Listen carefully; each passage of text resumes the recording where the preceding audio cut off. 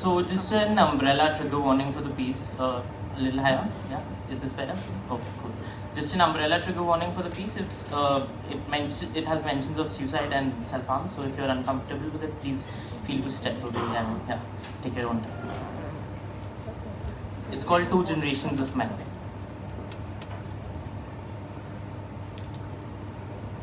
The first trick. The first time I asked Baba for something, I saw him turn the privilege of my asking and his giving into a lecture of how it was all God. How he was always there, just at the right place at the right time, because how do you turn a 29-year-old struggle into a son, into a daughter, into a family, into a success without calling it a miracle? You should be grateful is another thread he tries to dismantle into a teaching of how it can all vanish into an empty place one day. The first time I asked Baba for something, I saw him reach his hand so far up his empty wallet for an evidence of the statements he never had the courage to articulate that it felt like a magic. Pulling a rabbit out of the hat is an old go-to trick that the magician always uses but doesn't want to, because the rabbit can die of suffocation. So the rabbit hair. The rabbit hair is an old Polaroid of Baba standing in front of the porch of his house with clenched fists that know more about communication than his mouth ever will. So I know the story he's trying to translate.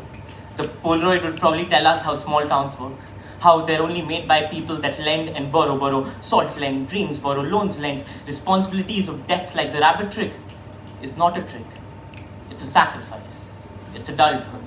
It's him telling me, son, you and me, we are not invincible after all.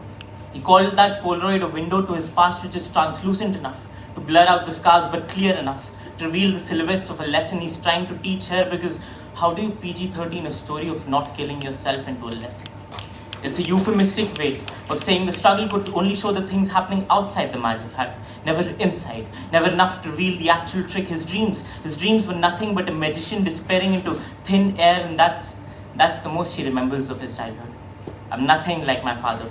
I'm not a magic trick practiced for hours and hours and hours until the magician learns to put a knife through his palms without letting a drop of blood to splinter up, and then turn the slit back to skin like nothing really happened.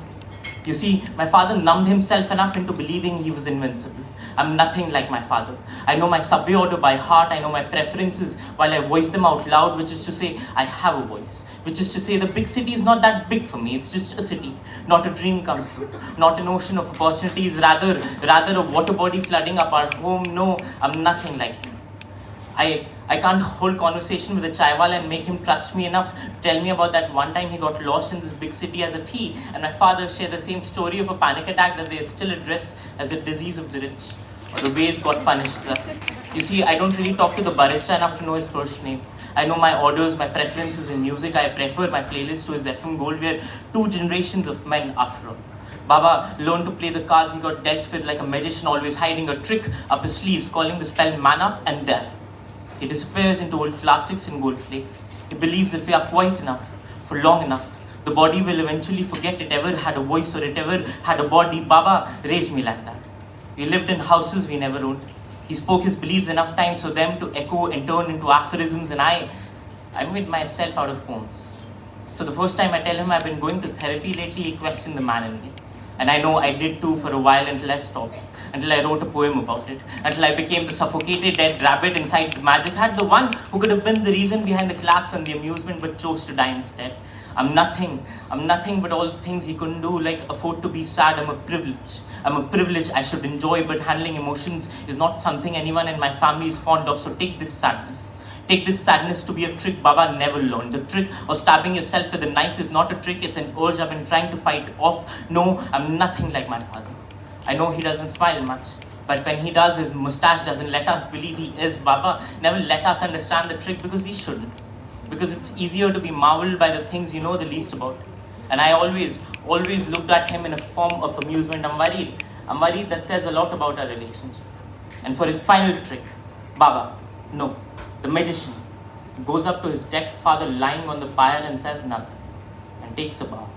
Because being a man is a magic trick that no one talks about and no one ever should, because you don't see it happening. My father's brain turned into the saddest poem I would have ever written way before it could become a magic trick. Did you know? Magicians give the trick they do a name, so what would you call being responsible of 4 brothers and migrating them into the big city? Marrying Ma as the death wish of my Nana, being everything he could to provide and being a mouthful of nothings. We would call that trick being a man. It's the first time I asked Baba for something. He replied with an "I'll see" while I unapologetically voiced out my demands, knowing the rabbit inside his hat is already dead. But I still snap my fingers because poetry taught me that, because I resonate with that, because being a man is probably the saddest poem I would have ever written.